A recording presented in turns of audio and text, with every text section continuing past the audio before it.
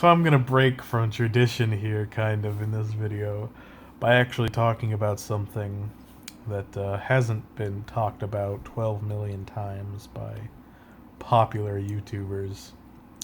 Although, I mean, I suppose it probably has been talked a lot by smaller YouTubers, and obviously has a lot of fucking academic research done into it, and probably like magazines and newspapers and shit. But it's YouTube. If you just do whatever pretty much, and it's fine because it's a free website. Do whatever I want.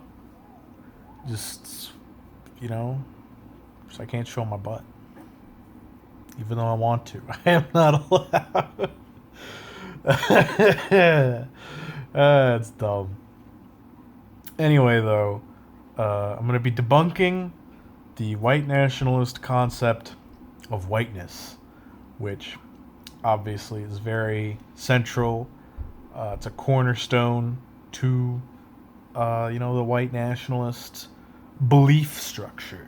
The whole fucking ideology. Their bullshit. Their fucking shitty shit house beliefs, which I'm going to absolutely wreck and destroy and pwn in this video, which is going to be the only one ever needed about this topic because I'm going to do such a good job of destroying and pwning them. So basically, what I mean by whiteness isn't like, the idea that white people are the thing, which obviously is, but rather kind of this concept which exists a lot stronger in America than in Europe, but also is a thing there, especially among white nationalists. The idea that white people are like a homogenous group that share, or at least a relatively homogenous group that share, like similar, if not identical, cultural backgrounds and like values, and they have a certain amount of shared lived experiences and stuff, which is false and dumb.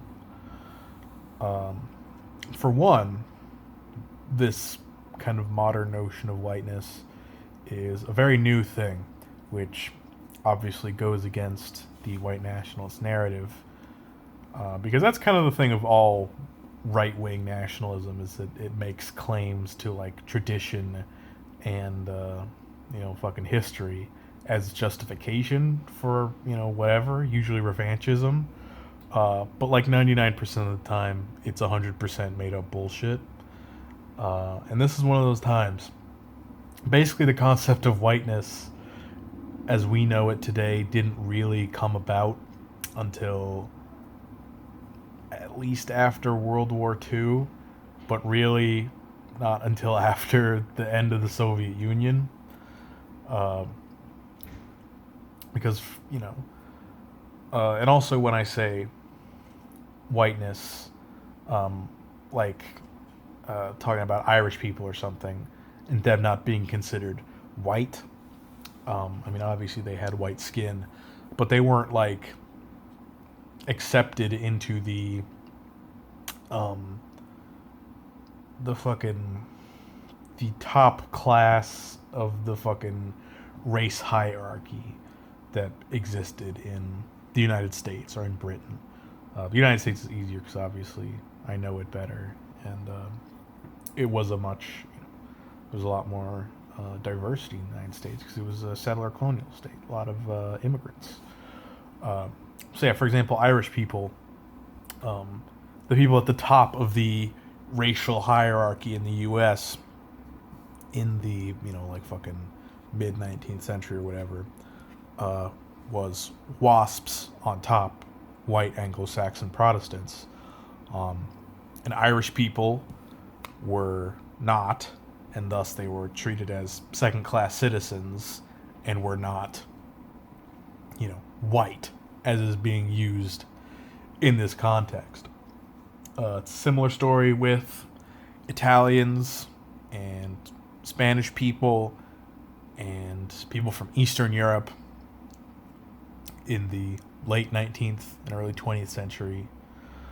Uh, and it was also still a thing with people from Eastern Europe going up through till pretty much the end of the Soviet Union.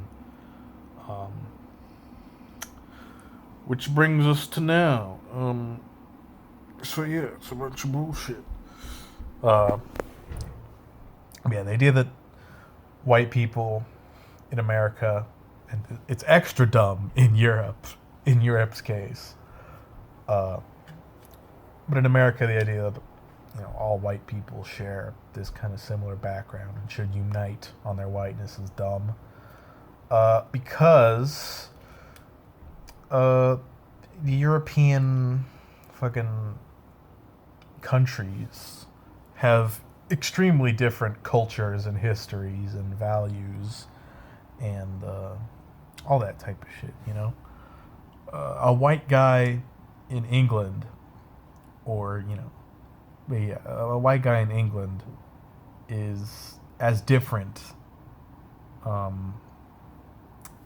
A white guy in England has about as much in common with a white guy from Ukraine as he has in common with a guy from Japan, you know? Or, I mean, an English guy and a Ukrainian guy or whatever. They have about that much in common. Because their fucking histories have been completely different. Like, a big talking point in this regard is like the Roman Empire. They're like, oh yeah, all of Europe, it's fucking one. But like basically only Western and Southern Europe were connected by the Romans. And that was like the most connected Europe ever has been. Until now, funnily enough, with the European Union, where Europe now is more connected than ever, but they don't like it. I also don't like the European Union, but that's because they're neoliberal shitheads. But that's besides the point. And also another reason that they're like, this is fine to exist, is also kind of in response to black nationalism in America, and also Pan-Africanism as well. The big difference in this regard, because it's very, very, very different. Black people in America, for one, were pretty much stripped of their, their individual cultural identities. They were all treated the same. Slave owners were varying levels of strict about, obviously, black people being able to practice their local customs. And obviously Christianity was kind of foisted upon them as well.